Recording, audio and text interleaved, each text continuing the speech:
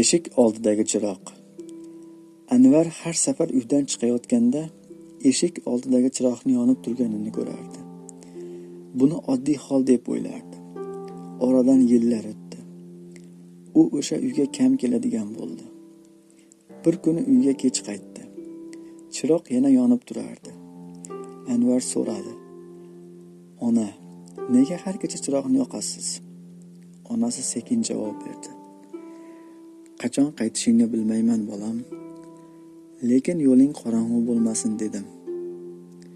U ichida nimadir uzilganday bo'ldi. Otasi indamay o'tirardi, lekin ko'zlari chiroqqa qarab turardi. U shunda tushundi. Ota-onaning kutishi so'zsiz bo'ladi. Lekin ular hech qachon kutishdan to'xtamaydi. O'sha kecha u chiroqni o'chirmadi. Ertasi kundan Anvar telefonni kamroq ushlab uyda ko'proq qoladigan bo'ldi. Ota-ona sevgisi baland ovozda emas, sokin, beg'ubor kutishda bilinadi. Agar bu video sizga foydali bo'lgan bo'lsa, obuna bo'lib, yaqinlaringizga ham ulashib qo'ying.